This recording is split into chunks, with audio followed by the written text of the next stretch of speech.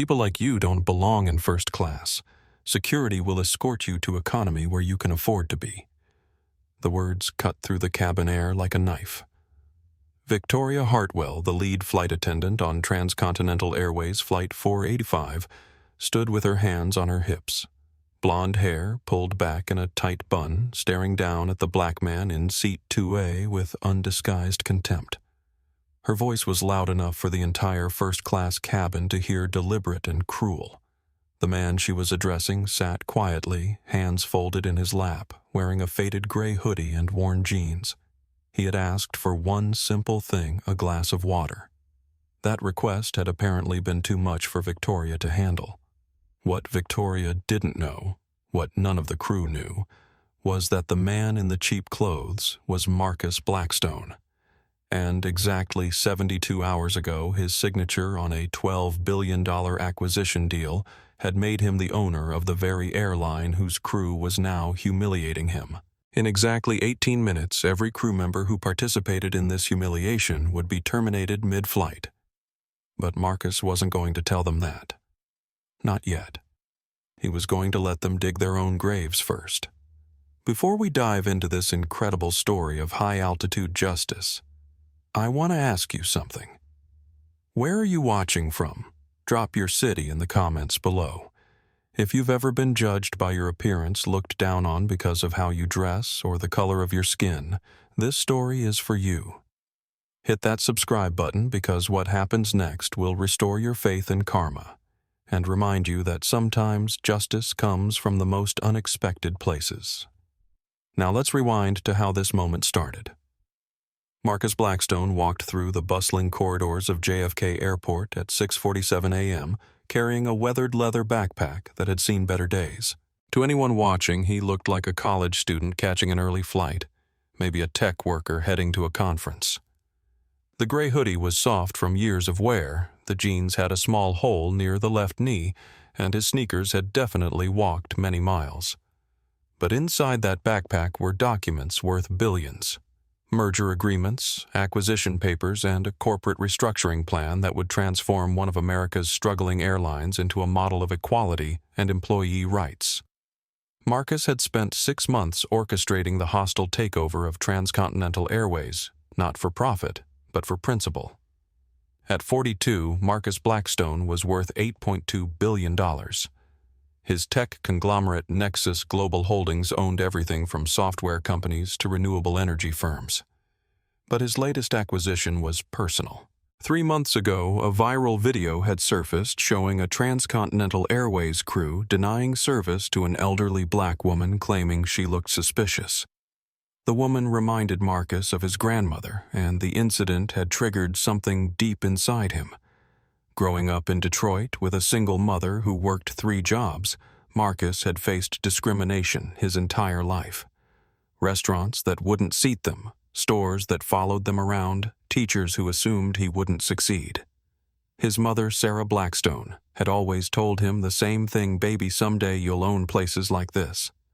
And when you do, you make sure no child faces what you're facing today." Today was that day. The Transcontinental Airways gate area was buzzing with typical morning energy. Business travelers checked emails, families corralled children, and flight attendants prepared for another day in the sky. Marcus found a quiet corner and pulled out his phone, sending a quick text to his executive assistant. Phase 1 begins now. Monitor all channels. Flight 485 to Los Angeles was scheduled for departure at 8:15 a.m. Marcus had specifically chosen this flight because his intelligence team had identified it as a route where passenger complaints were highest, particularly regarding crew behavior toward minority passengers. He wanted to see for himself what he had purchased. The gate agent called for first-class boarding. Marcus stood in line behind 4 other passengers, 3 men in expensive suits and a woman draped in designer accessories.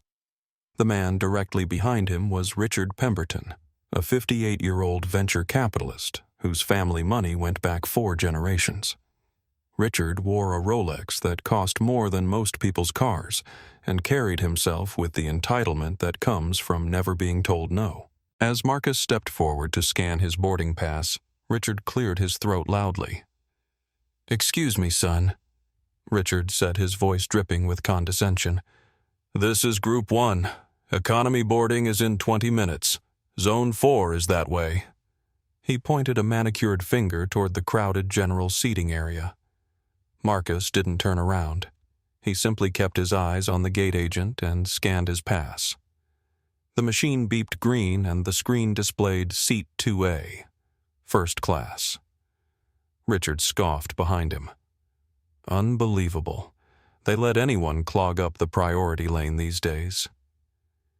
The gate agent, Linda Rodriguez, a tired-looking woman in her 50s, looked at Marcus over her glasses. Her eyes darted from his hoodie to his face, then down to his boarding pass. She frowned. "Passport," she said, her tone clipped. Marcus handed it over. Linda opened it, scanned it, and paused. The screen on her console beeped with a distinct double tone that usually signaled VIP status.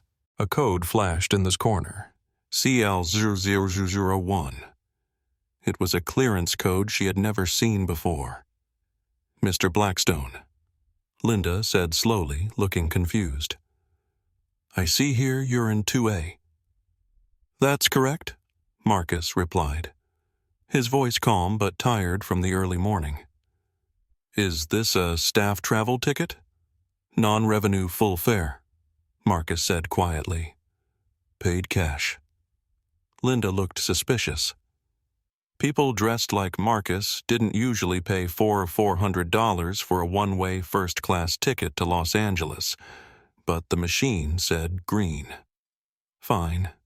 She sighed, handing the passport back without making eye contact. "Enjoy your flight." Marcus walked down the jet bridge, feeling the familiar weight of his phone in his pocket. He hadn't told anyone at Transcontinental Airways he was coming.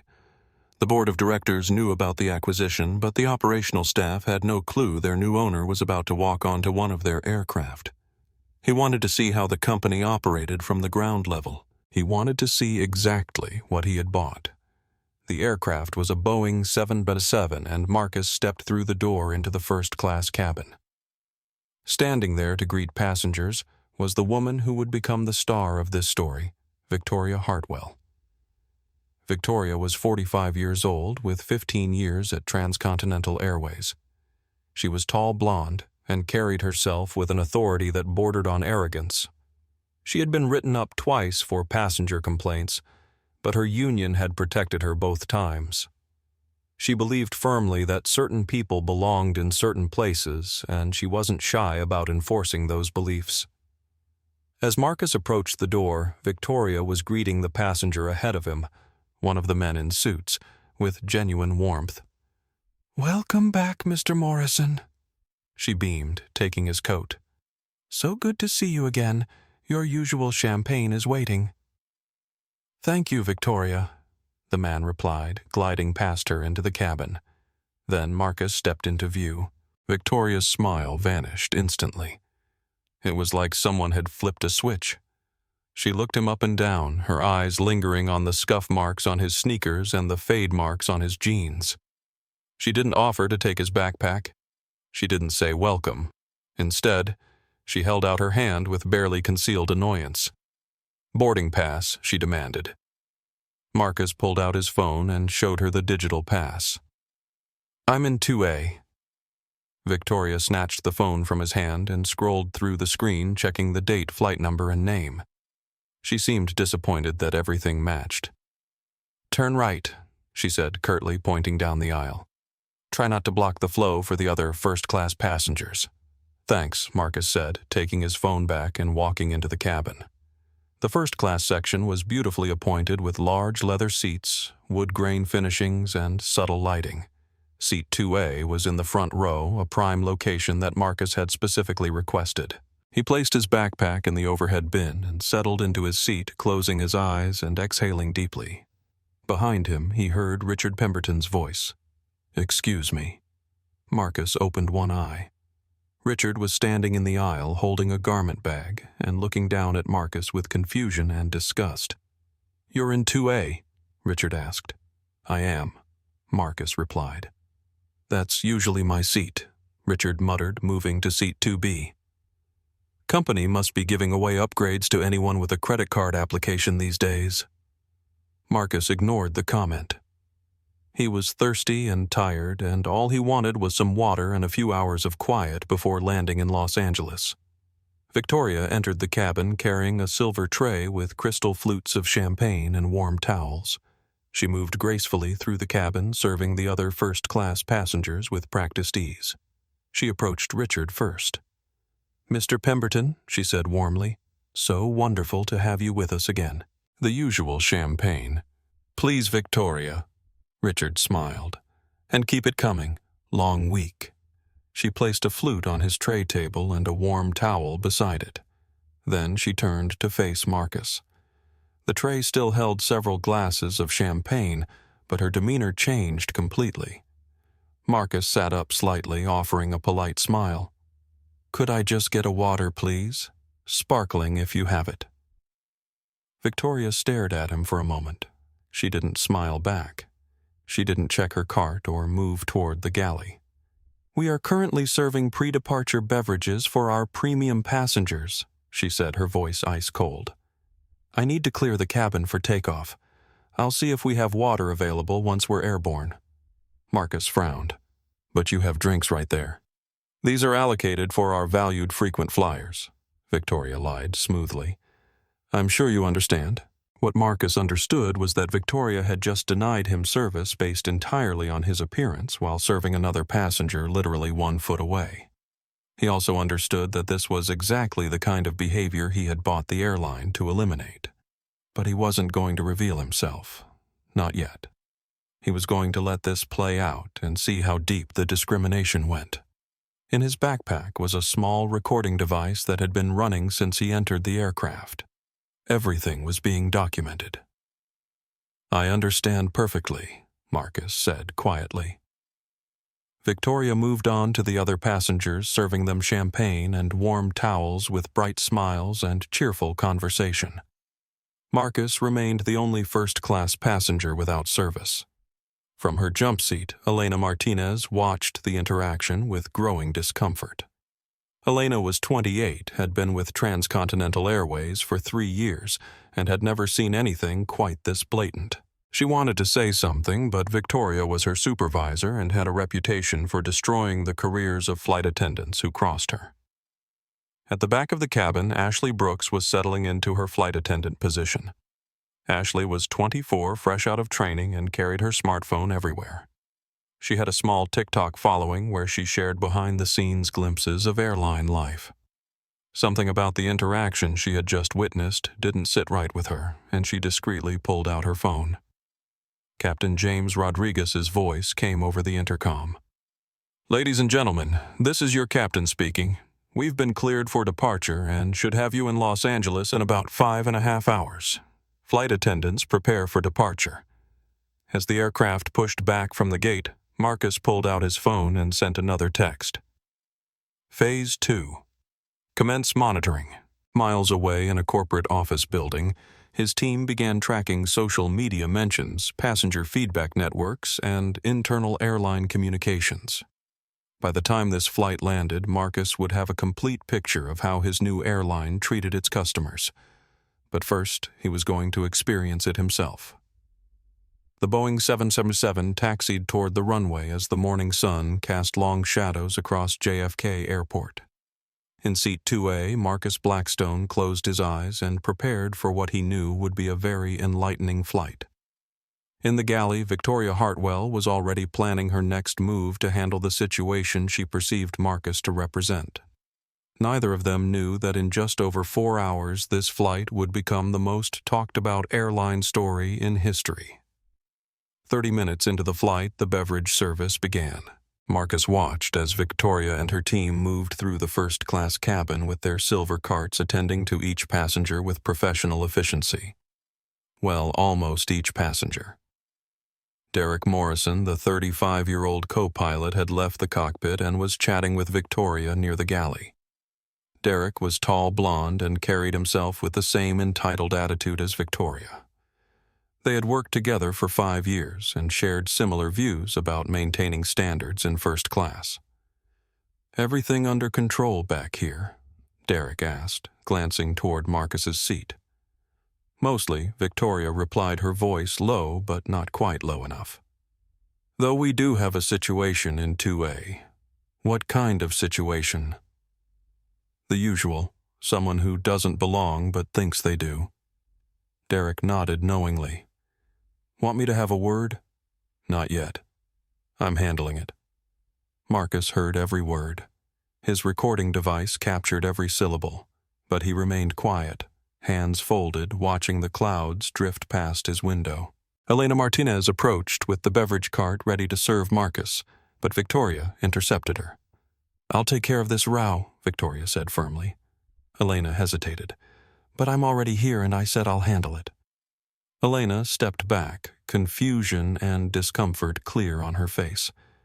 She had seen Victoria's behavior toward certain passengers before, but never this blatantly discriminatory. Victoria wheeled the cart to Marcus's row, stopping first at Richard Pemberton's seat. Mr. Pemberton, what can I get you this morning? We have fresh orange juice coffee or perhaps something stronger. Richard smiled broadly. I think I'll start with a Bloody Mary.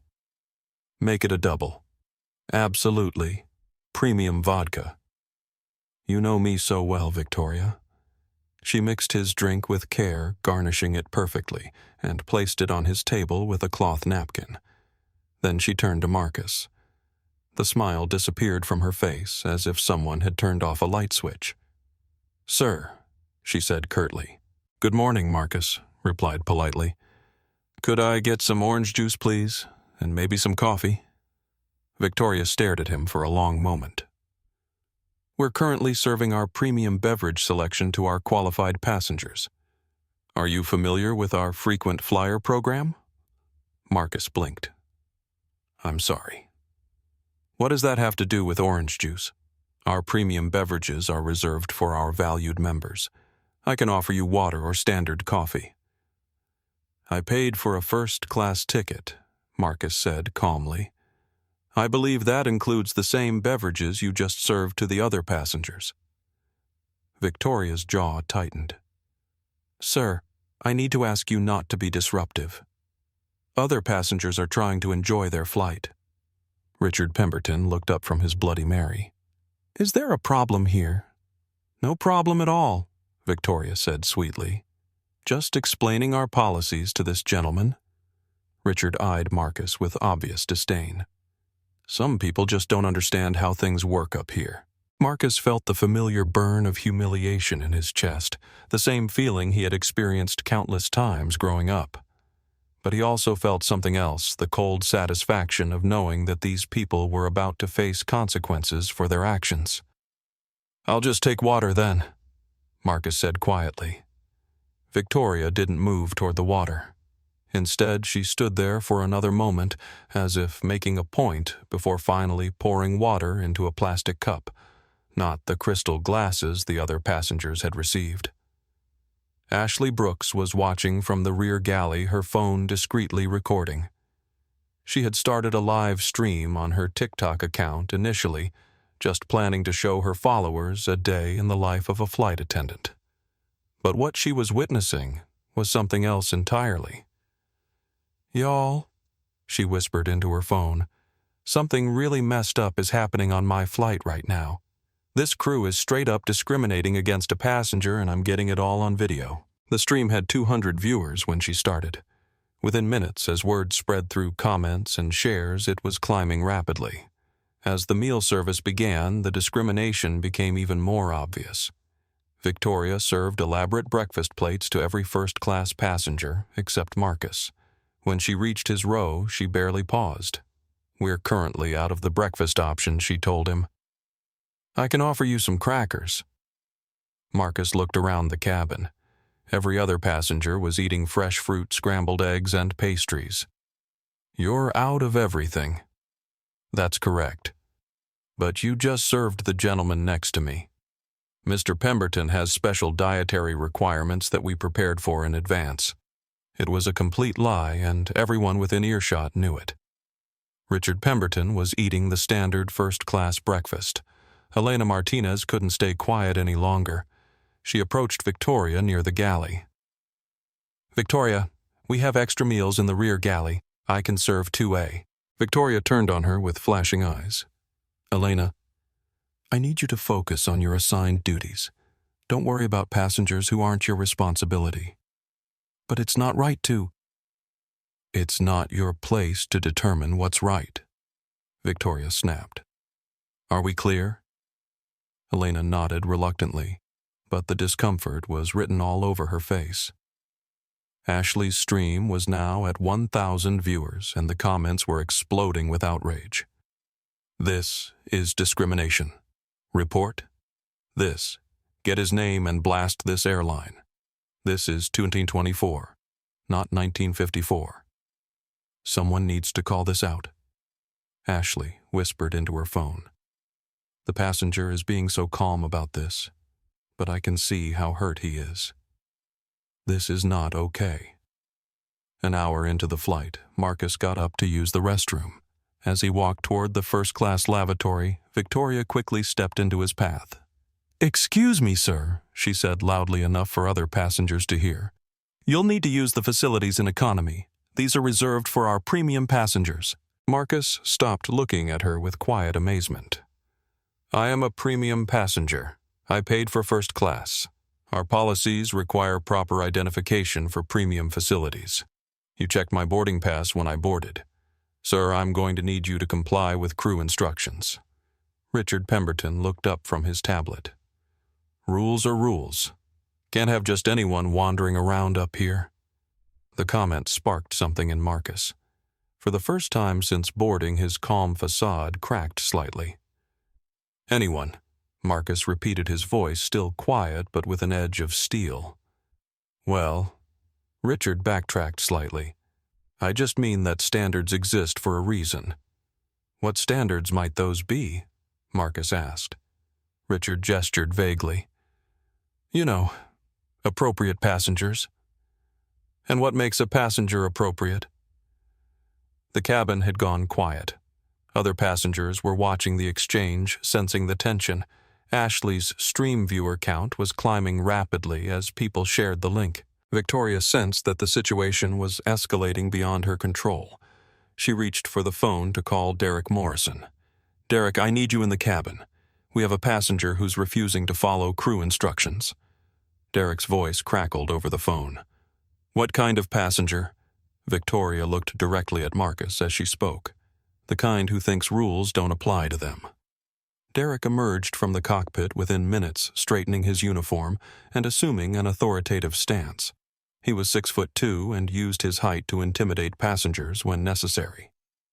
Sir Derek said, approaching Marcus, "I understand you're having difficulty following our crew's instructions." "I asked to use the restroom," Marcus replied calmly.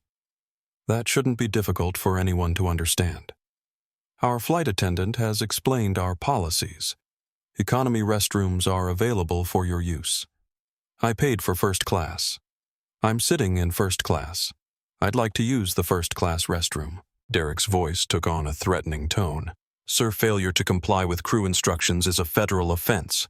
I strongly suggest you cooperate." The entire first class cabin was watching now.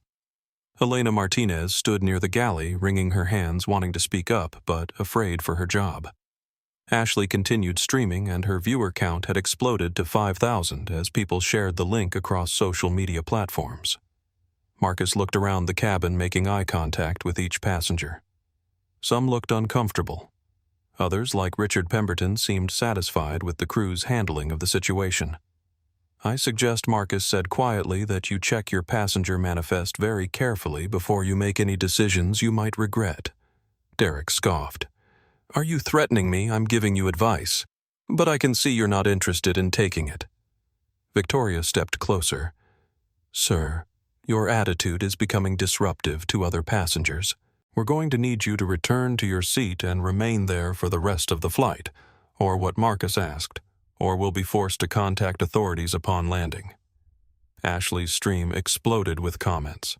Viewers were screenshotting moments, sharing them across Twitter, Instagram, and Facebook. Hashtags began forming organically, #flight discrimination, #transcontinental. Shame. Justice at altitude. You know what Marcus said? Sitting back down in his seat. I think contacting authorities is exactly what should happen here. In fact, I encourage it. Victoria and Derek exchanged glances. Most passengers would have backed down by now, apologized, tried to de-escalate. Marcus's calm confidence in the face of their threats was unnerving. Are you recording this? Derek asked Ashley, noticing her phone. It's a public space, Ashley replied. And people need to see how you treat passengers. I need you to stop recording immediately. No, Ashley said firmly. This is legal and this is important. Derek reached for Ashley's phone, but Elena Martinez stepped between them. She's not doing anything wrong, Elena said, her voice shaking but determined. And neither was he. He just asked for water and to use the bathroom. Victoria turned on Elena with fury. You're out of line. Another word and you're written up for insubordination. Elena looked at Marcus, then at Ashley's phone, then back at Victoria. The cabin was silent except for the drone of the engines. Then write me up, Elena said. Because this is wrong and everyone on this plane knows it. The words hung in the air like a challenge. Victoria's face flushed red with anger and embarrassment. Derek clenched his fists. Richard Pemberton shook his head in disgust. And Marcus Blackstone sat quietly in seat 2A, watching his new employees reveal exactly who they were. His recording device captured every moment, every word, every gesture of discrimination and hostility. He pulled out his phone and sent a simple text, Phase 3. Prepare for impact. Miles away, his legal team received the message and began preparing documents that would change everything. His social media monitoring team watched as hashtags began trending. His executive assistant started fielding calls from news organizations who were picking up the story from Ashley's viral stream. But Marcus wasn't done yet. He wanted to see just how far Victoria and Derek would go. He wanted to see the full scope of the problem he had purchased the airline to solve. The answer would come soon enough. 2 hours into the flight, Ashley's TikTok stream had exploded beyond anything she could have imagined. What started as a casual behind-the-scenes look at airline life had become a live documentation of workplace discrimination. Her viewer count had climbed to 15,000, and the comments were coming in faster than she could read them. Report this to the FAA. Get this man's name, he needs justice. I'm sharing this everywhere. This is exactly what's wrong with airlines. Ashley whispered into her phone, trying not to attract more attention from the crew. Y'all, I've never seen anything like this in my 2 years flying. This passenger has done absolutely nothing wrong, and they're treating him like he's committed a crime. Meanwhile, Derek Morrison had returned to the cockpit and was speaking in low tones with Captain James Rodriguez. Rodriguez was a 20-year veteran of the airline, a man who had always prided himself on running a tight ship and following protocol to the letter. But Derek's report painted a picture of an unruly passenger who was disrupting the flight and refusing to follow crew instructions. Captain, we have a situation in first class, Derek said, closing the cockpit door behind him. Passenger in 2A is being aggressive, refused to follow bathroom protocols, and is causing other passengers to feel unsafe. Captain Rodriguez frowned. Aggressive. How verbal threats challenging our authority, making other passengers uncomfortable. The ladies are scared. Rodriguez had heard this kind of report before. In his experience, passengers who challenged crew authority were usually intoxicated, mentally unstable, or trying to assert dominance in situations where they had none. He trusted his crew's judgment. Have you tried de-escalation?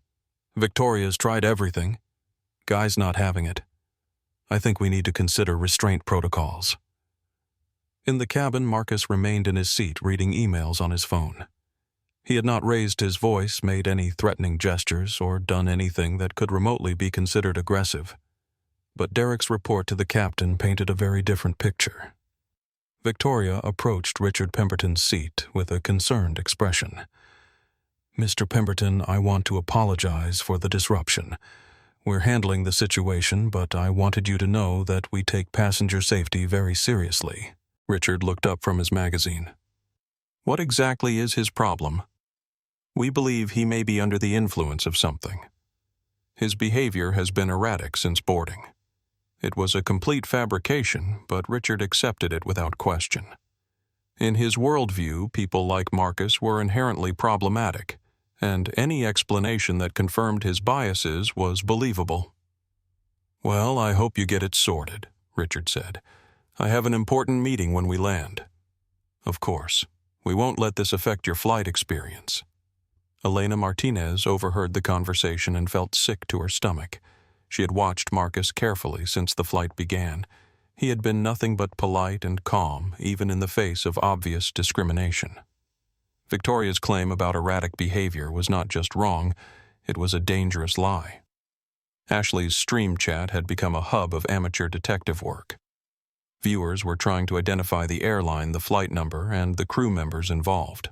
Someone had already called Transcontinental Airways customer service to complain. Others were tagging major news outlets on social media. Then something interesting happened in the chat. A viewer named Tech Investor 2024 posted a comment that made Ashley's heart race. "Wait, is that Marcus Blackstone? The billionaire tech guy, I swear that looks like him." Ashley looked more carefully at the passenger in 2A. She wasn't familiar with tech billionaires, but other viewers began chiming in. "OMG, you're right. That's definitely Marcus Blackstone. He was just on the cover of Forbes.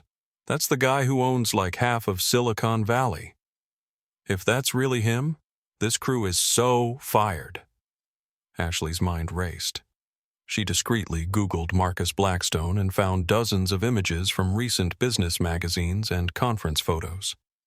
The man in the expensive suits and corporate headshots looked very different from the casually dressed passenger in 2A, but the facial features were unmistakable. Her viewer count was climbing toward 25,000 as word spread across social media.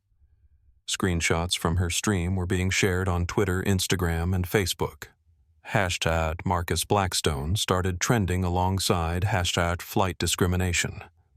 In the galley, Victoria was preparing for her next escalation.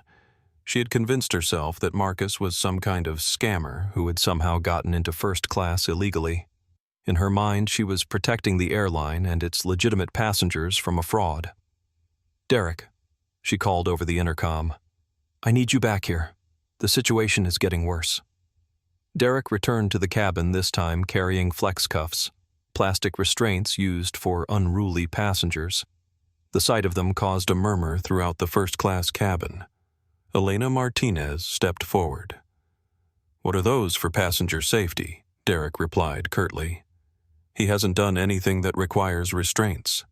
"Elena, you need to step back and let us handle this," Victoria snapped. But Elena had reached her breaking point. She looked at the other passengers, at Ashley still streaming at Marcus sitting quietly in his seat, and made a decision that would change her life. "No," Elena said firmly. "I won't step back. This is wrong and I won't be part of it." The cabin went dead silent. Derek stopped in his tracks. Victoria's face went white with shock. Elena continued, her voice getting stronger. "That passenger has been polite and calm since boarding. He asked for water and you refused. He asked to use the bathroom and you humiliated him. Now you're talking about restraining him for doing absolutely nothing wrong." "Elena, you're terminated," Victoria said immediately. "Security will escort you off when we land." "Fine," Elena replied. "But everyone on this plane is going to see what really happened here." She turned to Ashley's phone camera and spoke directly to the thousands of viewers. "My name is Elena Martinez. I've been a flight attendant for 3 years. This passenger has done nothing wrong. He's been discriminated against from the moment he boarded this aircraft, and now my supervisors are planning to physically restrain him for asking for basic service." The stream exploded with support for Elena. Comments poured in calling her a hero, demanding her protection, sharing the clip across every platform imaginable. Derek was furious. "Turn off that camera now." "Make me," Ashley replied. Derek reached for the phone again, but this time several passengers intervened. "Leave her alone," called out a woman in seat 4B. "She's not doing anything illegal," said a man across the aisle. The cabin was turning against the crew. What had started as isolated discrimination against one passenger was becoming a broader confrontation between authority and justice. Marcus watched it all unfold with a mixture of sadness and pride. Sadness that this was how his airline treated passengers. Pride that brave employees like Elena and Ashley were willing to risk their jobs to do the right thing. He pulled out his phone and sent another text. "Initiate Phase 4. Legal team standby." Victoria, sensing that she was losing control of the situation, made a decision that would haunt her for the rest of her career. She reached for the intercom phone and called the cockpit. "Captain, we have a passenger in 2A who is inciting other passengers to rebellion. I'm requesting permission to restrain him as a flight safety risk." Captain Rodriguez had been monitoring the situation through Derek's reports, but hadn't witnessed any of the actual interactions. Based on the information he had received, he believed there was a genuinely disruptive passenger threatening the safety of the flight. "Are you certain this is necessary?" Rodriguez asked. "Absolutely. He's gotten other passengers and crew involved. The situation is escalating. Approved. Use minimum necessary force." The intercom clicked off. Victoria looked at Derek and nodded. Derek approached Marcus with the flex cuffs visible. "Sir, you need to place your hands behind your back." Marcus looked up at him calmly. "For what?" "Disrupting the flight and refusing to follow crew instructions." Marcus remained seated. "I haven't disrupted anything. I asked for water and to use the bathroom. That's not a crime. You've caused a disturbance among passengers and crew. The only disturbance was your crew's refusal to provide me with the same service you gave other passengers." Derek moved closer. "Sir, you can cooperate now, or this can become much more difficult." Ashley's stream had hit 40,000 viewers. The story was spreading across social media like wildfire. Major news outlets were starting to pick it up. The hashtags #transcontinental discrimination and #Marcus Blackstone were trending nationally. Marcus looked around the cabin one more time. At Elena, who had risked her job to defend him. At Ashley, who was documenting the truth. At the other passengers, some of whom were speaking up for the first time. Then he looked at Derek and spoke words that would become part of aviation history. "Officer, I want you to think very carefully about what you're about to do. I want you to consider that your actions are being recorded by multiple devices and broadcast live to tens of thousands of people. I want you to consider that everything you've done on this flight has been documented and will be reviewed by federal authorities." Derek hesitated. Something in Marcus's tone was different. Not threatening, but authoritative. Like someone used to giving orders, not taking them. "And I want you to consider," Marcus continued, "that you're about to physically restrain a passenger for the crime of being black in first class." The words hit the cabin like a thunderbolt. Marcus had finally said what everyone was thinking, but nobody had been willing to articulate. This wasn't about airline policies or passenger behavior. This was about race, plain and simple. Victoria stepped forward, angrily. "How dare you play the race card? This has nothing to do with—" "Doesn't it?" Marcus interrupted, still calm but with steel in his voice. "Tell me, Victoria, what exactly have I done that was different from the other passengers? What rule have I broken? What threat have I posed?" Victoria sputtered, trying to find an answer that didn't reveal her true motivations. You were disruptive. I asked for water. You refused to follow bathroom protocols. I asked to use the bathroom I paid for. You challenged crew authority. I asked for the same service you gave other passengers." Each response stripped away another layer of Victoria's justifications, revealing the discrimination underneath. Ashley's viewers were witnessing a masterclass in quiet dignity confronting institutional bias. Richard Pemberton, who had been silent during this exchange, finally spoke up. "Look, some people just don't understand how to behave in first class. There are standards." Marcus turned to face Richard directly. What standards, sir? Well, appropriate dress, appropriate behavior. Is there a dress code for first-class passengers that I missed? Not officially, but what Richard was trapped in the same logical corner as Victoria. Any answer he gave would reveal his true beliefs about who belonged in first class and who didn't.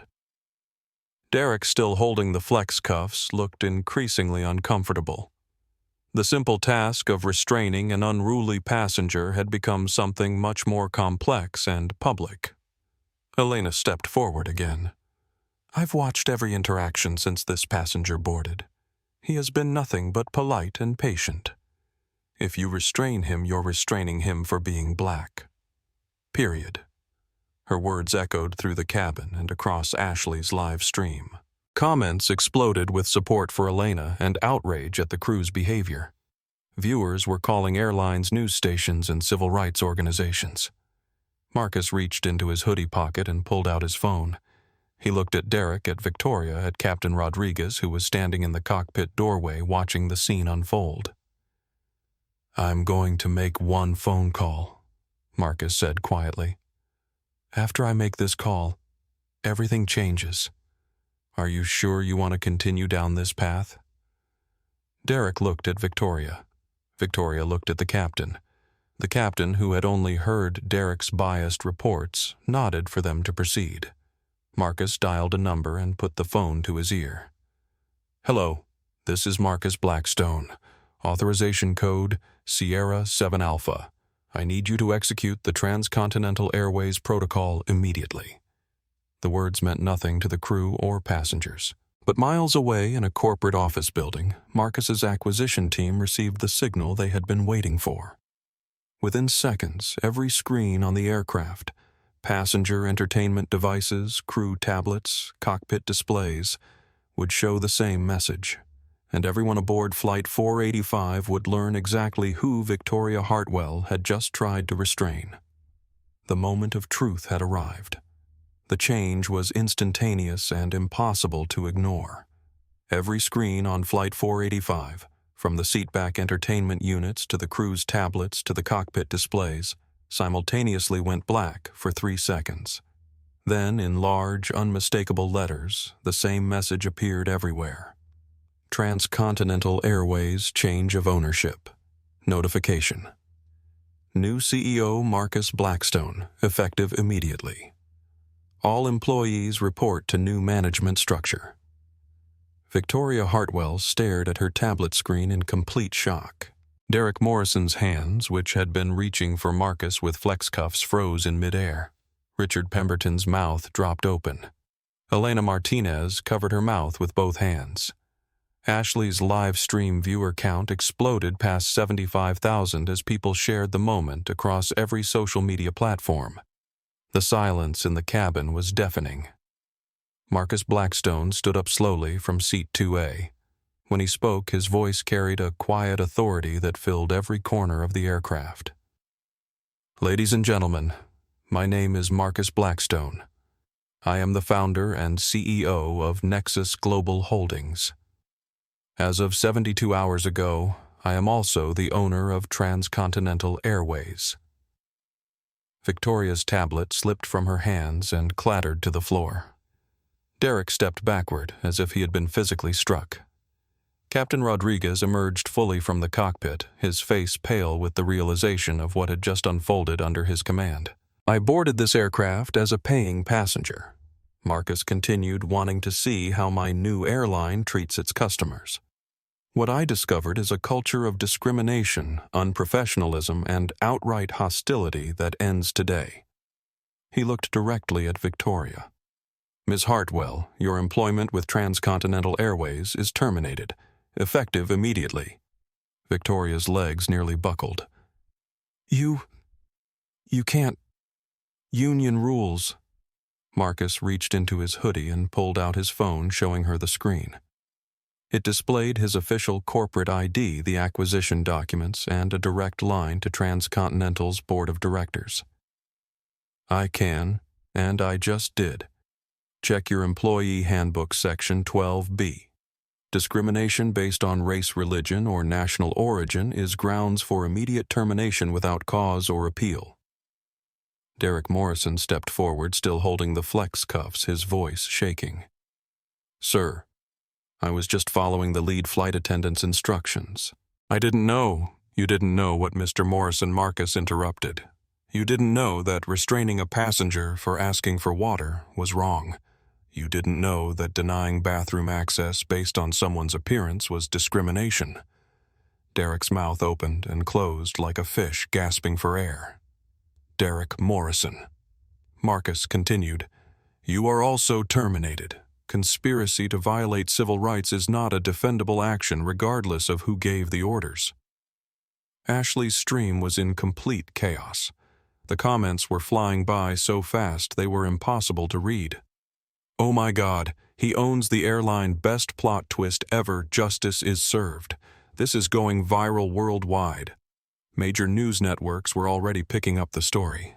CNN, Fox, NBC, and ABC had all assigned teams to cover what was becoming the biggest aviation story of the year.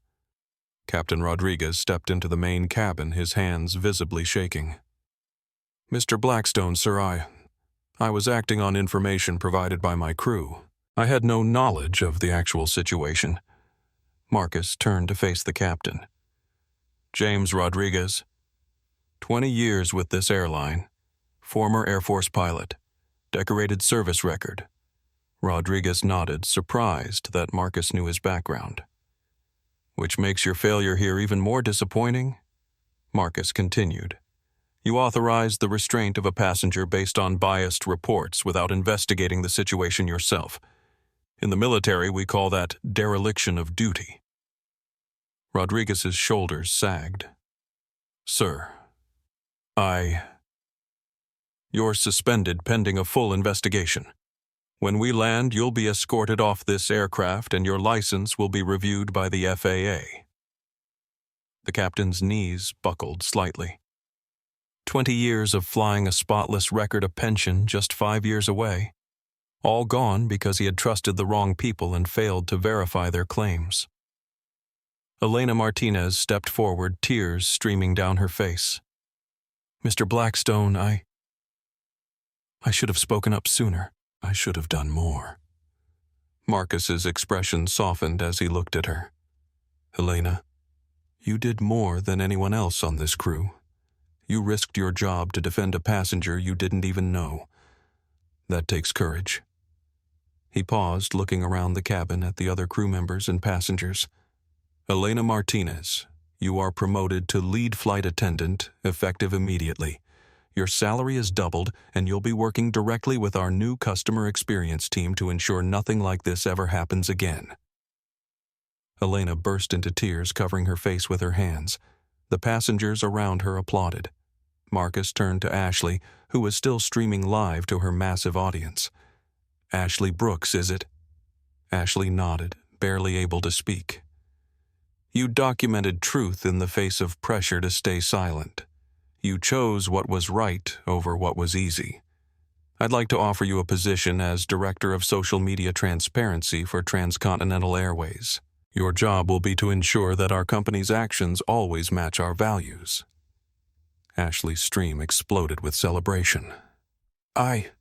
Yes, sir. Absolutely, yes. The transformation in the cabin was remarkable. What had been a tense, hostile environment minutes earlier was now filled with a sense of justice and possibility. Passengers were applauding, crew members were crying with relief, and the energy was completely different. But Marcus wasn't finished.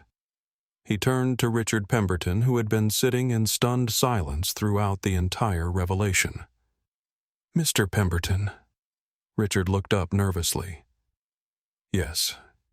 You've been a frequent flyer with this airline for 12 years, according to your profile. Platinum status. That's correct. You've logged over 800,000 miles with us. Quite loyal. Richard began to relax slightly, thinking perhaps he would escape consequences. Which makes your behavior today even more disappointing, Marcus continued. You supported discrimination. You encouraged crew members to deny basic human dignity to another passenger. You used your status to reinforce bias. Richard's face went white. Now wait just a minute. Your frequent flyer status is revoked. Your accumulated miles are canceled. You are banned from flying on any transcontinental airways aircraft for life. You can't do that. I have rights. You had rights, Marcus replied calmly. You chose to use them to deny rights to others.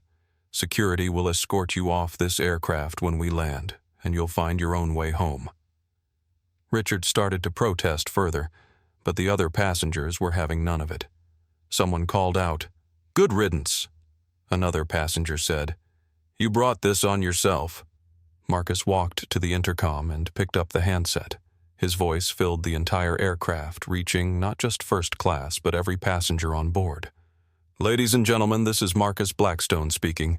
I want to personally apologize for the disgraceful behavior you've witnessed today. What happened in first class is not representative of the values that transcontinental airways will embody going forward." He paused, gathering his thoughts.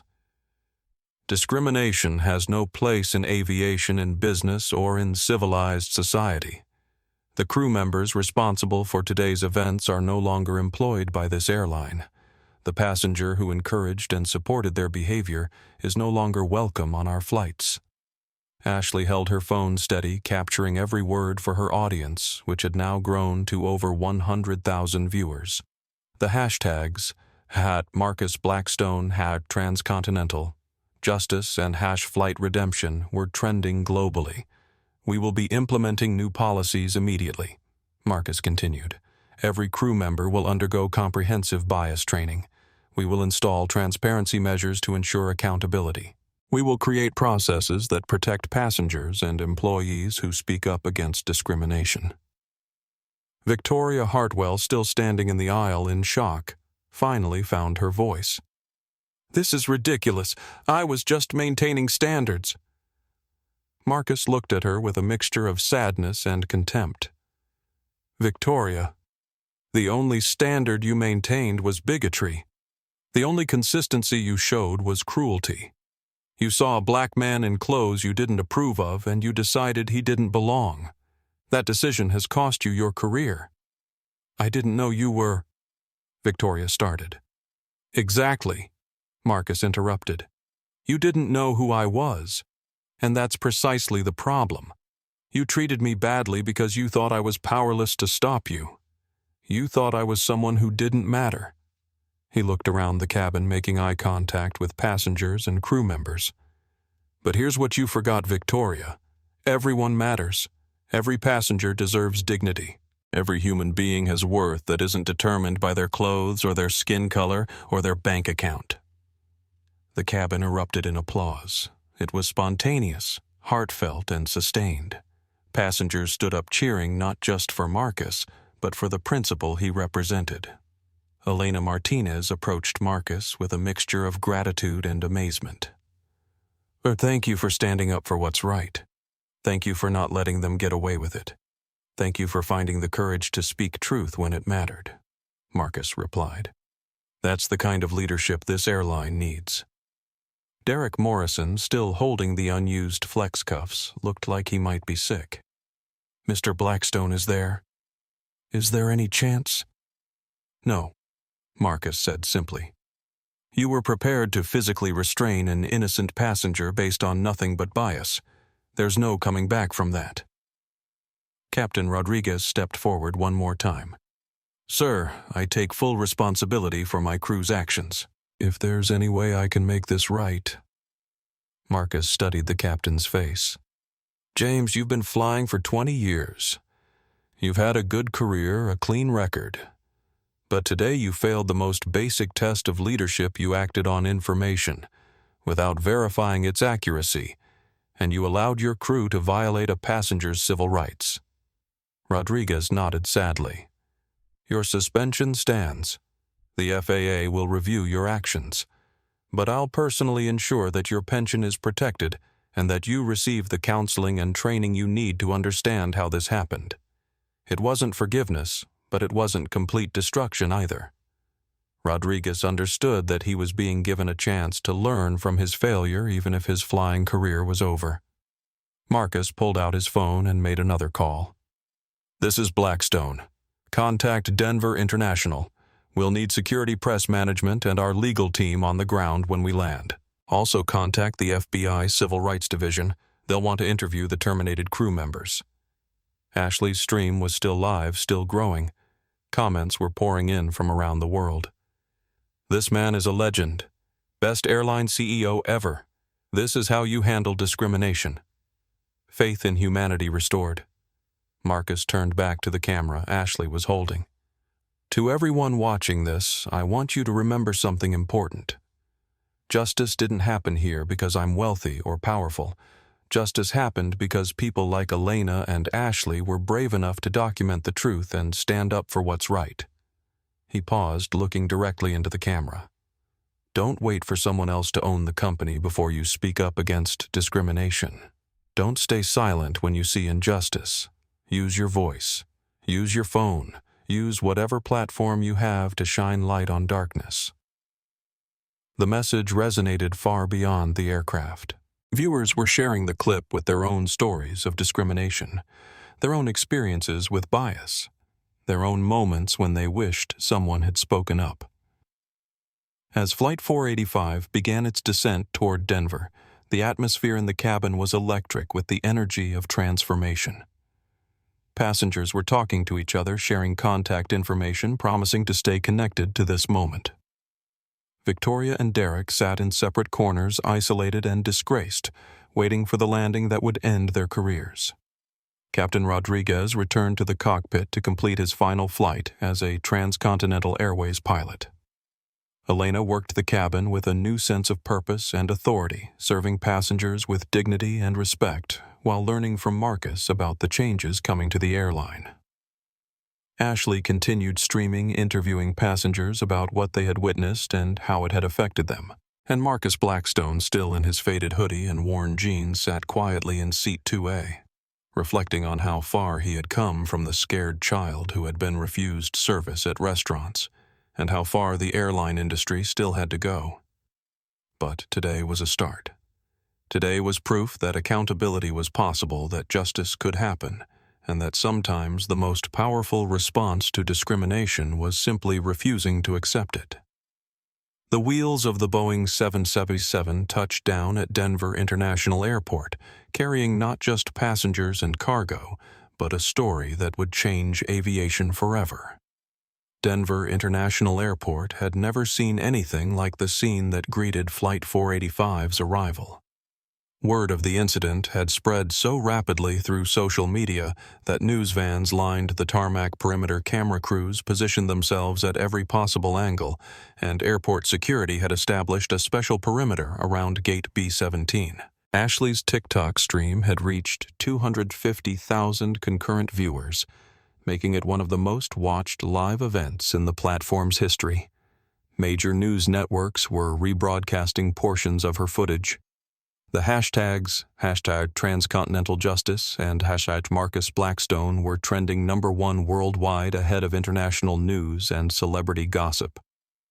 As the Boeing 777 taxied toward the gate, Marcus could see through the window that this arrival would be unlike any other in aviation history. Emergency vehicles flanked the aircraft. Not for safety reasons, but because federal authorities were treating the incident as a potential civil rights violation requiring immediate investigation.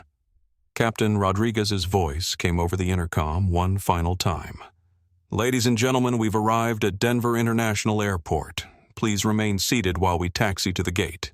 There will be additional procedures today due to the circumstances of our flight." Inside the cabin, the atmosphere was tense with anticipation. Victoria Hartwell sat motionless in a crew seat, her career and reputation in ruins, staring at nothing. Derek Morrison clutched his pilot's cap in his hands, realizing that his aviation career was over before his 40th birthday. Richard Pemberton kept checking his phone frantically, calling lawyers and trying to understand how quickly his world had collapsed. Elena Martinez moved through the cabin with her new authority, ensuring passenger comfort while coordinating with the ground crew about the unusual arrival procedures. Ashley maintained her live stream, providing commentary to her massive audience about the historical significance of what they were witnessing. Marcus remained in seat 2A, but his demeanor had completely transformed. The quiet passenger who had endured hours of discrimination was now clearly the commanding presence on the aircraft. His phone buzzed constantly with messages from his legal team, his board of directors, and media representatives requesting statements. As the aircraft came to a complete stop, the door opened to reveal not just standard gate personnel, but a delegation that included FBI Special Agent Sarah Mitchell from the Civil Rights Division, Denver Airport Police Chief Robert Torres, and Arthur Pemberton, the chairman of Transcontinental Airways Board of Directors who had flown in by helicopter from Chicago. Marcus stood and addressed the cabin before disembarking. Ladies and gentlemen, what you've witnessed today represents both the worst and the best of human nature. You've seen how quickly discrimination can escalate when good people stay silent. But you've also seen how courage and truth can triumph over bias and hatred.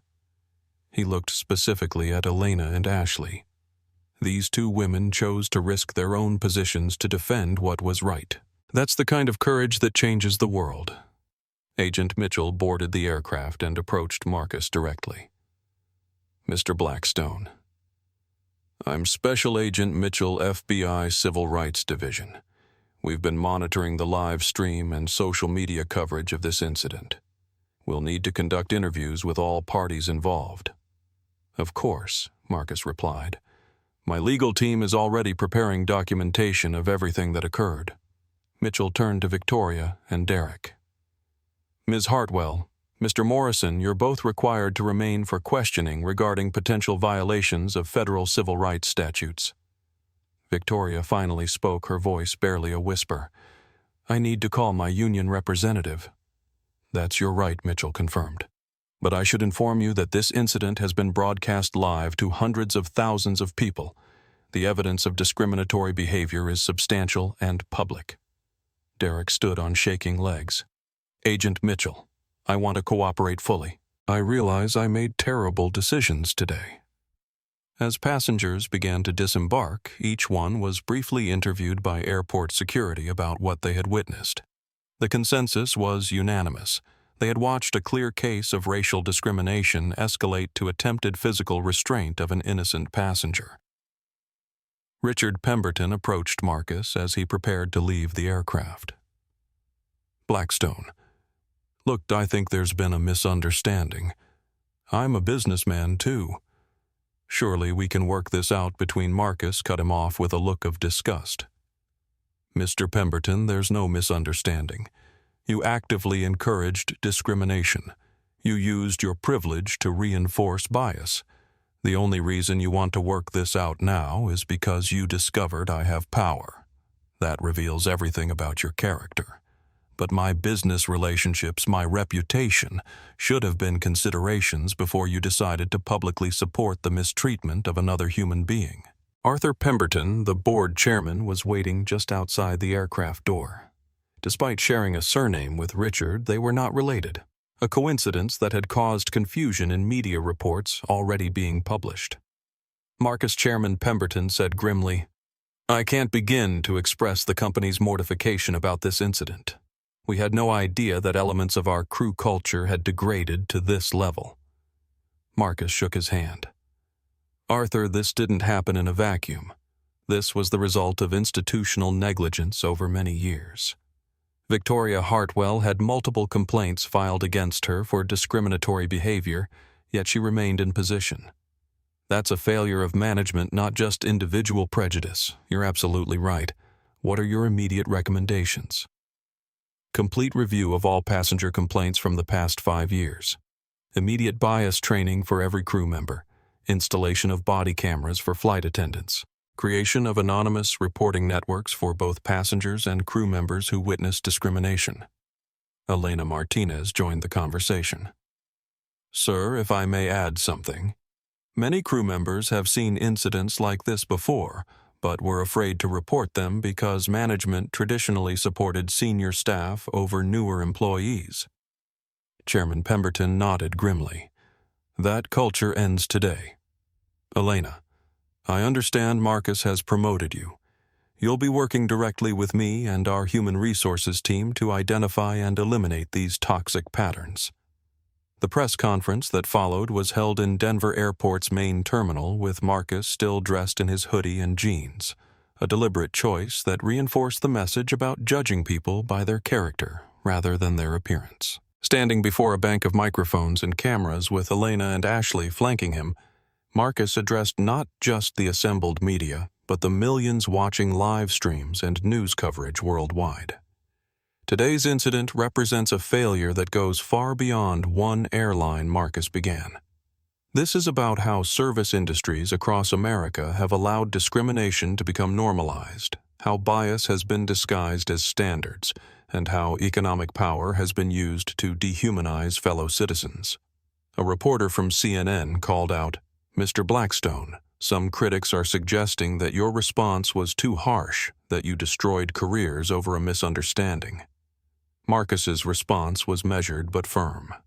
There was no misunderstanding. Victoria Hartwell denied me service bathroom access and basic dignity based solely on my race and appearance. Derek Morrison was prepared to physically restrain me for the crime of asking for water. Captain Rodriguez authorized those actions without investigation. These weren't mistakes. They were choices that revealed character. Another reporter asked, "What message do you hope this sends to other companies?" The message is simple. Discrimination is not just morally wrong, it's economically stupid. Companies that allow bias in their customer service are driving away customers, destroying employee morale, and exposing themselves to legal liability. But more importantly, they're failing their most basic obligation to treat all human beings with dignity. Ashley stepped forward to answer a question about her role in documenting the incident. I didn't start streaming to become famous or to destroy anyone's career. I started recording because I could see something wrong happening and I thought people needed to know about it. Sometimes the most important thing you can do is simply tell the truth. Elena's voice shook with emotion as she spoke. I've been a flight attendant for 3 years. I've seen incidents like this before, but I was always too scared to speak up because I thought it would cost me my job. Today, I learned that staying silent costs much more than speaking up. The press conference concluded with Marcus announcing immediate changes to transcontinental airways policies and a $50 million fund to compensate victims of transportation discrimination and support civil rights organizations. As the media event ended, FBI agent Mitchell approached Marcus privately. "Mr. Blackstone, I want you to know that the Justice Department is opening a formal investigation into industry-wide patterns of discrimination in commercial aviation. Your willingness to come forward publicly will help us protect future passengers." Agent Mitchell: I have resources to fight back when I face discrimination. Most people don't. This investigation needs to focus on protecting ordinary travelers who don't own airlines. The conversation was interrupted by a young woman who approached nervously, her eyes filled with tears. "Mr. Blackstone, my name is Jennifer Washington. I'm a nursing student. Last year I was removed from a transcontinental airways flight because a passenger said I looked suspicious. I complained to the airline, but nothing happened. I wanted to thank you for doing something when they wouldn't listen to me." Marcus took her hand gently. "Jennifer, your complaint is going to be reopened and fully investigated. If you were discriminated against, this company will make it right. And we're going to make sure it never happens to anyone else." Similar encounters continued throughout the afternoon. Person after person approached with their own stories of discrimination in air travel hotels, restaurants, and retail establishments. Each story reinforced Marcus's conviction that today's incident was not an isolated event, but part of a much larger pattern. By evening, the story had become international news.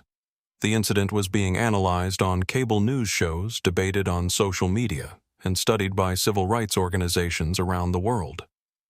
The video of Marcus's quiet dignity in the face of blatant discrimination had been viewed millions of times. Victoria Hartwell and Derek Morrison were released after hours of FBI questioning, but both faced potential federal civil rights charges. Their union representatives had essentially abandoned them, stating that the union could not defend clearly documented discriminatory behavior. Captain Rodriguez was found to have violated multiple FAA regulations regarding passenger treatment and crew oversight. His pilot's license was suspended for 1 year, though Marcus had ensured that his pension remained intact, a gesture of mercy that acknowledged Rodriguez's long service record despite his failure in leadership. Richard Pemberton found himself facing consequences beyond his airline ban. Multiple business partners were distancing themselves from him after his behavior went viral. His exclusive country club was reviewing his membership. His own children were refusing to speak to him. Meanwhile, Elena Martinez was meeting with Transcontinental Airways' executive team, helping to design new training programs that would prevent future incidents. Ashley Brooks was setting up her new office as Director of Social Media Transparency with a mandate to ensure complete openness in the company's operations. As the day ended, Marcus finally had a quiet moment to reflect on what had transpired. He called his mother from his hotel room in Denver. "Marcus, baby, I've been watching the news all day." Sarah Blackstone said, her voice filled with pride and sadness. "I'm so proud of how you handled yourself, but I'm heartbroken that you had to go through that. Mama, remember what you always told me, that someday I'd own places like the ones that discriminated against us. I remember. Today I did more than own one of those places. Today I changed it, and tomorrow I'm going to change the whole industry. Your grandmother would be so proud, baby.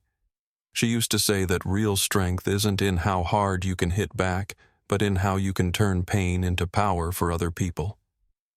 As Marcus hung up the phone and prepared for sleep, he looked at his reflection in the hotel mirror. He was still wearing the same hoodie and jeans he had put on that morning, but everything had changed. He had begun the day as a passenger seeking simple service and dignity. He ended it as a symbol of resistance against institutional discrimination. Tomorrow would bring more challenges, more opportunities to create change, and more chances to honor the promise he had made to his mother all those years ago. But tonight, Marcus Blackstone could rest knowing that he had kept faith with the scared child who had been denied service so many years ago. The boy who had been told he didn't belong had grown up to change the rules about who belonged everywhere. 3 weeks after Flight 485, Transcontinental Airways had become the most talked-about airline in the world. What started as a viral video of discrimination had transformed into a comprehensive industry reform movement that extended far beyond aviation. Marcus Blackstone stood in the newly renamed Dignity Conference Room at Transcontinental Airways headquarters in Chicago, addressing a gathering that would have been unimaginable just a month earlier. The room contained civil rights leaders, union representatives, federal transportation officials, and airline executives from competing companies who had come to learn about the sweeping changes being implemented. 21 days ago, I was denied water on my own airline. Marcus began, still dressed casually in slacks and a sweater rather than traditional corporate attire. Today we're announcing the most comprehensive anti-discrimination initiative in transportation history. Elena Martinez, now wearing the gold bars of a senior supervisor, presented the new training protocols. Every Transcontinental Airways employee, from baggage handlers to senior pilots, is completing a 40-hour bias awareness and customer dignity program. This isn't theoretical training. It includes real scenarios, role reversals, and accountability measures. The transformation had been swift and thorough. Within 72 hours of the incident, Marcus had assembled a team of civil rights experts, organizational psychologists, and former airline employees who had faced discrimination. Together, they had designed what was being called the Flight 485 Protocols, a comprehensive framework for eliminating bias in airline operations. Ashley Brooks, who had traded her flight attendant uniform for business attire as the director of social media transparency, explained the technology component: we've installed discrete recording devices throughout our aircraft and ground facilities. Not for surveillance, but for protection. Any passenger or employee who experiences discrimination now has immediate recourse, and any crew member who witnesses bias has an obligation to intervene. The change is extended beyond policy to culture. The break rooms at Transcontinental Airways now displayed photos and stories from the Dignity Wall, a collection of testimonials from passengers who had been discriminated against in the past and employees who had found the courage to speak up after seeing Flight 485's example. But the impact was spreading far beyond one airline. Dr. Patricia Williams, director of the Civil Rights Institute at Georgetown University, had been studying the Blackstone effect, as it was being called in academic circles. What happened on Flight 485 has triggered a national conversation about discrimination in service industries. We're seeing changes in hotels, restaurants, retail chains, and corporate offices across the country. The statistics supported her observation. In the 3 weeks since the incident, the Equal Employment Opportunity Commission had received a 400% increase in discrimination complaints from service industry workers. More importantly, they had also seen a 300% increase in companies proactively requesting bias training to prevent incidents. Major hotel chains had implemented new customer service protocols. Restaurant groups were reviewing their training programs. Retail corporations were establishing anonymous reporting channels for employees who witnessed discrimination. The Department of Transportation had fast-tracked new regulations requiring all commercial airlines to implement bias training and passenger protection protocols similar to those pioneered by Transcontinental Airways. Secretary of Transportation Maria Santos had personally visited the airline to study the reforms. The Flight 485 incident revealed weaknesses in our oversight that we're committed to addressing, Secretary Santos told the assembled group. Mr. Blackstone has shown us that real change is possible when leadership commits to justice over profit. The economic impact had been remarkable as well. Despite initial fears that the controversy would hurt Transcontinental Airways financially, the airline was experiencing unprecedented growth. Bookings had increased 250% as travelers actively chose to fly with an airline that had demonstrated commitment to dignity and equality. Marcus's personal story had resonated globally. His quiet dignity in the face of discrimination, combined with his swift and decisive action afterward, had made him an unlikely civil rights icon. Universities were inviting him to speak. International human rights organizations were seeking his consultation. The president had called to discuss incorporating the airline's reforms into federal anti-discrimination policy. But Marcus remained focused on the ground-level changes that would affect ordinary travelers. The real test isn't in boardrooms or press conferences, he told the gathering. It's in how we treat the single mother flying with crying children, the elderly passenger who needs extra assistance, the teenager flying alone for the first time, the immigrant family traveling to see relatives. Elena Martinez had become the face of employee empowerment in the new Transcontinental Airways. Her story of risking her job to defend a passenger had inspired flight attendants, hotel workers, restaurant servers, and customer service representatives across multiple industries. I get emails every day from service workers who say they found the courage to speak up against discrimination because they saw what happened on our flight, Elena shared with the group. People are realizing that silence enables cruelty, but speaking up enables change. The ripple effects extended internationally. European airlines were implementing similar reforms. Asian carriers were requesting consultation on bias training. The International Air Transport Association had created a new working group on passenger dignity, using the Flight 485 incident as a case study in how quickly discrimination could escalate and how effectively it could be addressed.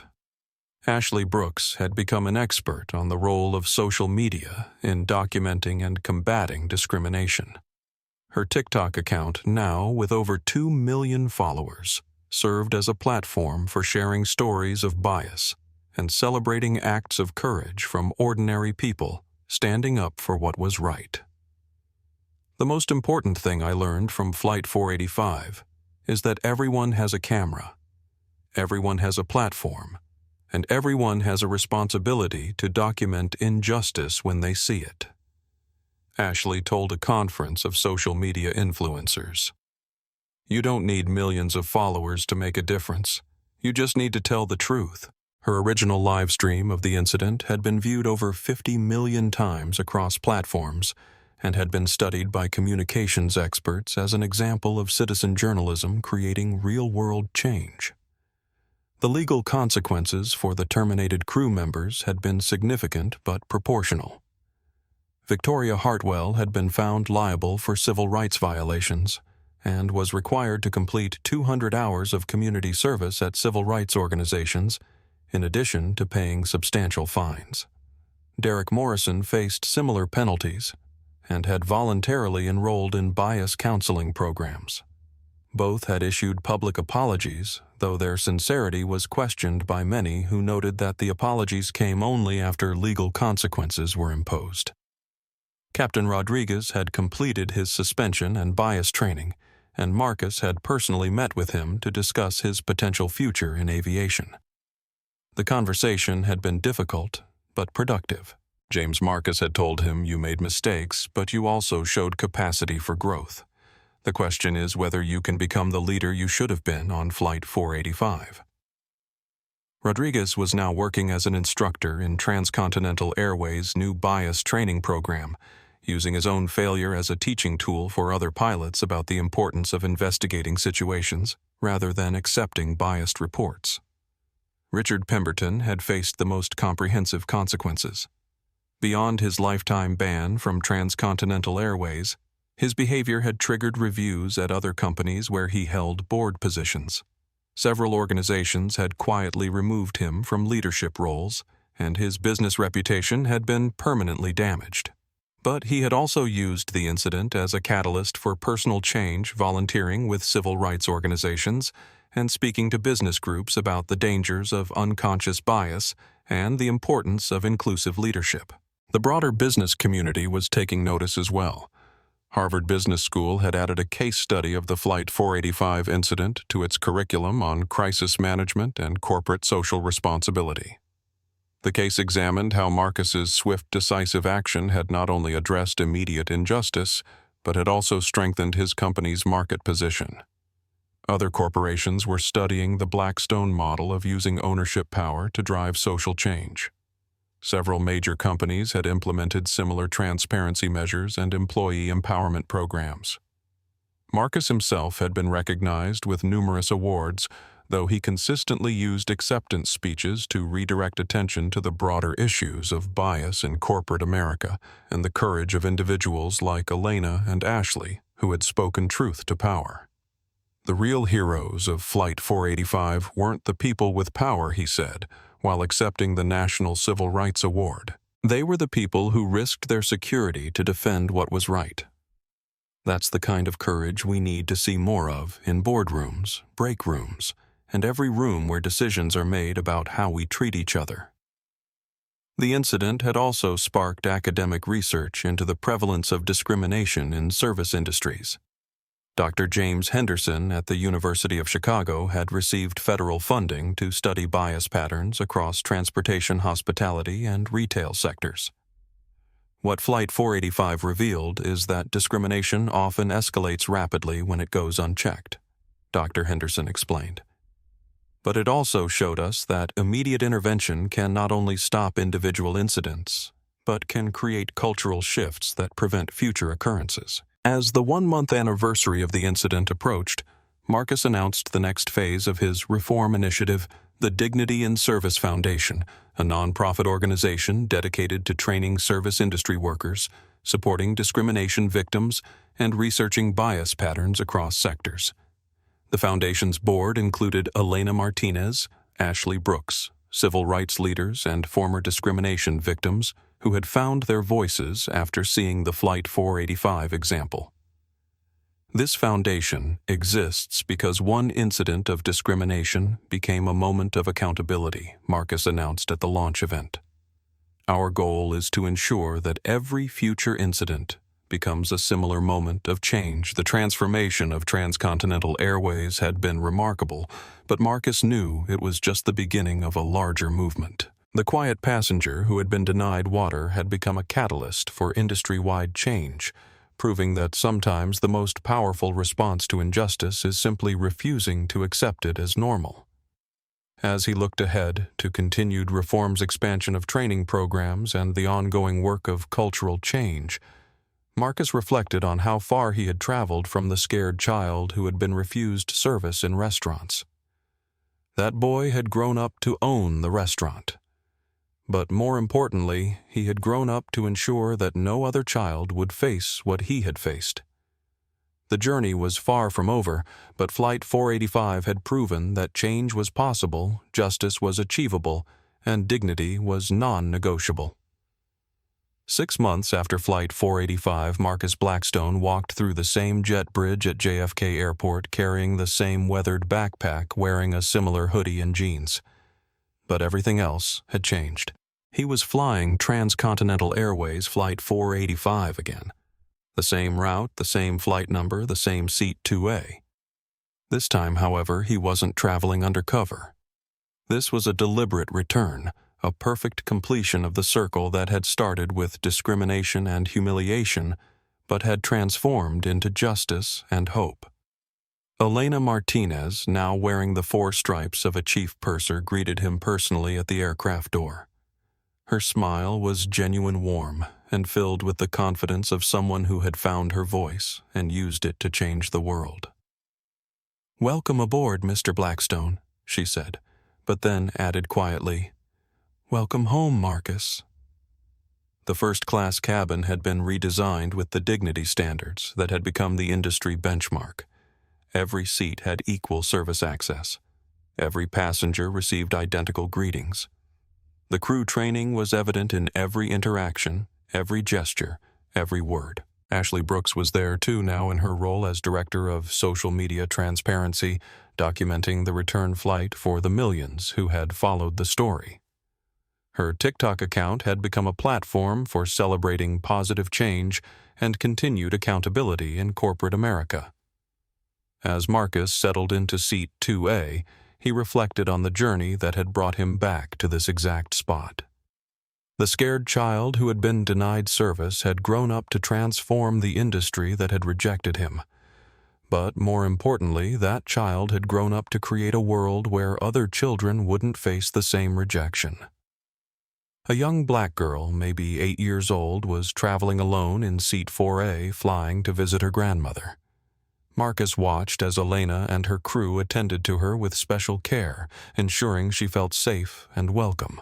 The girl reminded him of himself at that age, and he felt a deep satisfaction knowing that her experience would be completely different from his own childhood travels. During the flight, Marcus received a steady stream of messages on his phone. Updates from the Dignity and Service Foundation, which had already trained over 10,000 service industry workers. Reports from the congressional committee that was crafting federal anti-discrimination legislation based on the Flight 485 protocols. International requests for consultation from companies around the world seeking to implement similar reforms. But the message that moved him most came from Jennifer Washington, the nursing student who had approached him at the Denver airport 6 months earlier. She had just graduated nursing school and had been hired at a major hospital that had implemented bias training after learning about her story. Mr. Blackstone, her message read, "I start work next week at a place where I know I'll be treated with dignity, because you showed us that dignity isn't negotiable. Thank you for teaching the world that everyone deserves respect." As the flight progressed, Marcus was approached by several passengers who recognized him, but their interactions were different from the celebrity encounters he might have expected. People thanked him not for being famous, but for proving that change was possible. They shared their own stories of discrimination faced and dignity claimed.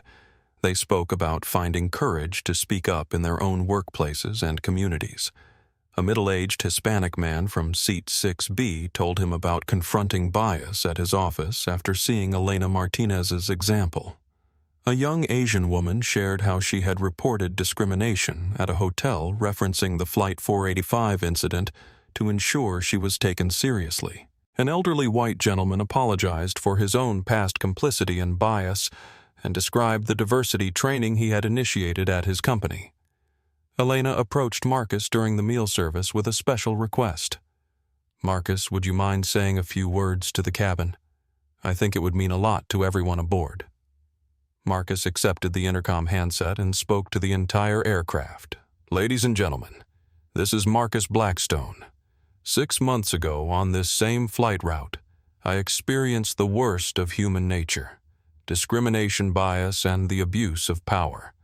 But I also witnessed the best of human nature, courage, truth-telling, and people willing to risk their own security to defend what's right." He paused, looking around the first-class cabin where his journey had begun. "Today, this aircraft represents something different. It represents what's possible when we choose justice over comfort, when we choose truth over silence, when we choose each other's dignity over our own convenience. Every person on this crew, every policy in effect, every interaction you experience today exists because ordinary people chose to do extraordinary things when they witnessed injustice." The cabin was silent except for the gentle hum of the engines. The real heroes of Flight 485 weren't the people with power or money. They were Elena Martinez, who risked her job to defend a stranger; Ashley Brooks, who documented truth when others looked away; and they were each of you who choose every day to create a world where everyone belongs. As the aircraft began its descent into Los Angeles, Marcus felt a profound sense of completion. The journey that had begun with humiliation had ended with transformation. The boy who had been told he didn't belong had grown up to redefine who belonged everywhere. Ashley conducted one final interview with Marcus for her documentary about the ongoing impact of Flight 485. "What do you hope people remember about this story?" she asked. Marcus thought for a moment before responding. "I hope they remember that change is always possible, but it requires courage from ordinary people in everyday moments. Everyone has the power to choose dignity over discrimination, justice over silence, inclusion over exclusion. The question isn't whether you have enough power to make a difference. It's whether you have enough courage to use whatever power you do have." As Flight 485 touched down in Los Angeles, Marcus looked out the window at the airport workers, the ground crew, the passengers walking through terminals. Each person represented a choice: to perpetuate bias or challenge it to enable discrimination, or confront it to stay silent or speak truth. The boy who had been refused service had grown up to own the restaurant, but more importantly, he had grown up to ensure the restaurant served everyone with dignity. The transformation was complete, but the work continued. One flight, one interaction, one choice at a time. Flight 485 had landed, but its message soared on in a world where everyone deserves dignity, everyone has the power to demand it, and everyone has the responsibility to defend it for others. What would you have done if you were in Marcus's shoes? Would you have handled it the same way, or would you have taken a different approach? Have you ever faced discrimination based on your appearance or background? Share your story in the comments below. Your experience matters and could inspire others who are facing similar challenges. If this story moved you, if it reminded you that justice is possible and that ordinary people can create extraordinary change, please hit that like button. It really helps us reach more people who need to hear this message. And don't forget to subscribe and ring the notification bell so you never miss stories of courage, justice, and the power of standing up for what's right. Share this video with someone who needs to be reminded that their voice matters, that their dignity is non-negotiable, and that sometimes the most powerful response to injustice is simply refusing to accept it. Because every time we share stories like this, we're building a world where discrimination has no place to hide and where everyone truly belongs. Thank you for watching. And remember, you never know who you're talking to, but more importantly, it shouldn't matter. Treat everyone with the dignity they deserve, because that's the world we're building together, one choice at a time.